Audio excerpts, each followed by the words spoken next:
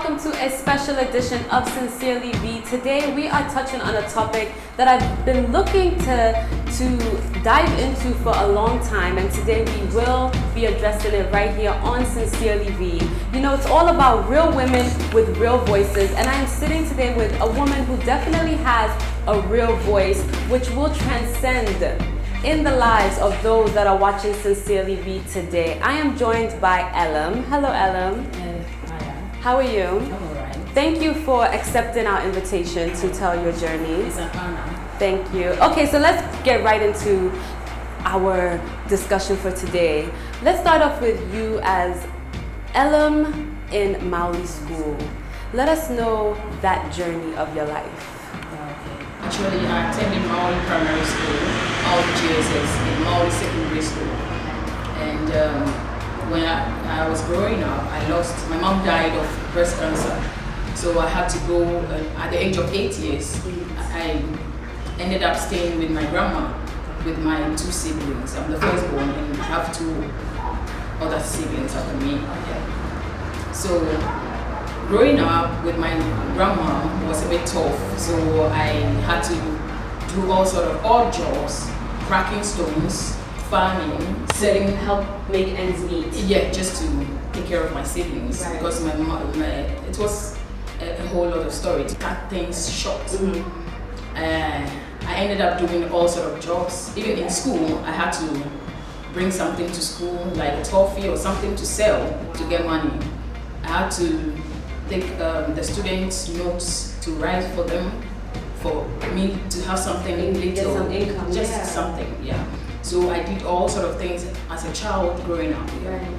So when I got to secondary school, I was a quiet person, okay. Very intelligent and quiet person. But I realized that my dad wasn't forthcoming. Okay. So things were tough, you can understand. In the boarding house, I had nothing in my troubles. Only Gary and while other kids had like the whole So and my school fees wasn't paid often, so I was always asked to go home whilst the teachers are teaching. Right. They come and suck me out of class. So through that, I think when I got to SS2, secondary school, year 2, I ended up joining a gang. I was a quiet person, but I ended up joining some sort of friends. Right. And I became a bit different. I changed, and even my teachers were so amazed, and most of the students in school were surprised. Right, because you were always the quiet, to yourself type. Reserved type. Because I know what I was going through, so I was always reserved. But all of a sudden, I joined a gang, and I became loud. I used to dance a lot, I used to rap, I used to run out of school. Right. I was doing all sort of things. Did you feel like that the gang accepted you and that's why I think you drew towards them? Yes, they accepted me, and also I think I was looking for acceptance, some kind of solace, because I had no family members. Right. Yeah, I sometimes run from a whole Volta region to Accra here, to club and go to school the following year. Wow. And all those things. And whilst I was in school, I was chewing marijuana in school. Then. At what age was this? By then I was 18 years old. Okay. Yeah. Sorry to cut you, but did your grandmother notice the changes that were happening? By then I had left my grandmother. Okay. So I was back to Accra with my dad. Okay. So I went back to the boarding school, and that was where I changed drastically. Okay. So when I was in boarding school, that was where the change started. Yeah, everything happened. Though I had a very struggling background growing up, I didn't have it in mind to become a small child. Right. Yeah, but it happened along the way. So I was doing a whole lot of things while I was in school. I wasn't concentrating on my books anymore. And how were your siblings during this time? I had not seen them. I only come on vacation, see them. So when I go back, sometimes even on vacation, I don't even come back home. I will just stay with friends. Yeah. Okay. So I wasn't seeing them often. So the transformation happened, you started smoking or marijuana, you were in the gang. Yes, and I was doing all sort of things till we left secondary school. When we left school, I even had to struggle to come out of school anyway, Right. because I couldn't even finish some of my examinations. Yeah. So I came out of school and I ended up on the street. I got angry with my father, actually, but it wasn't his fault. Right. So I ended up living with friends and in town, in Accra here. I was living in uncompleted buildings and doing all sort of stuff just for a living. You said, okay, you ended up in the streets. Yes. Let's dive more into that aspect. This was when you were still 18, 19? 19 after completing secondary school. Okay. Yeah. So you ended up in the streets. Tell us your journey On the street. Yes. My journey on the street was a bit, I would say, adventurous, because I became so, because of all the things I went through whilst growing up, I became so hardened. I became so tough. So I wasn't afraid of going to places. I was partying, clubbing, doing all sort of things at that time. Drinking hard liquor, smoking weed at that time. I was doing all sort of things. And I remember we used to go clubbing every night.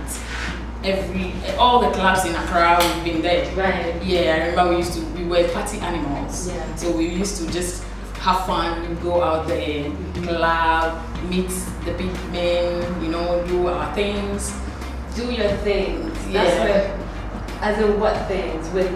Have sex with them for money. For money. Yes. Because I know this is, like I said in the beginning of the show, this is a topic that I've wanted to touch on for a while, because I know a lot of people judge from afar. Yes. Without hearing the story Yes, or the please. reason why. So for you, it was, you've been through a lot since the age of 8. Yes. You had found some acceptance from these group of friends who in turn, made you, how should I say the word? A naughty girl. Yes. I became a naughty girl. Yeah, but for you, you felt like, okay, I'm accepted for who I am, so I'm still gonna hang out with them. So you started to interact with these big men, and you started hooking up with them. They were paying you in turn. Yes, please. How were you emotionally during that time? I know you said you were hardened, Yeah. but was it like, okay, it's happening, Yeah. I'll get my money, at least I'll get to pay my bills? What were you going through emotionally? Emotionally, I was going through a lot because I didn't grow up. My family, none of my family members are like that. They don't even smoke, they don't even drink. Right. So I knew what I was doing. So at a point in time, whenever I do something talks to me within. I feel bad. I come home and I pray. But here lies the case. I needed the money to survive. Right. So I ended up doing it whilst battling within. Yeah, but I always tell myself that it's only for a moment. It's only for a while. It's gonna end soon. That moment, how long did that moment last? It lasted for many years. Many years. Yeah. And I know I always ask the question, the payments, when because I've heard so many different stories of, okay, for one night it's maybe 30 CDs or 60 CDs. How much were you getting per night, or did it depend on? Yeah. For me, it depended on the people that we meet. We don't charge. It's like you are being connected to someone. So after that, the person gives you what they want to offer. Yeah. Wow. So it's not like I wasn't necessarily charging for what I was doing, but what I wanted was to be hooked up with a big man. Right. Then the relationship goes on. So whenever you meet me up, you give me something. Right. Yeah. And these relationships, did you sustain them? Was it what you thought it would be? Yeah, no, not really. Some of them were, I was able to sustain them, but some of them took advantage because as going on, they just sleep with you and they don't even give you anything. They lie to you, they tell you all sort of stories. So it ended up giving you more headache, like more pressure. Yeah. Yeah, you become so emotional. You become like, why are you doing this? You know. Right. So it was a hell of a time then. Right. Yeah. This is the story of Elam, and when we get back, we are diving more into her life on the streets and her transformation. This is Sincerely V. I am Vanessa Gyan. Real women, real voices.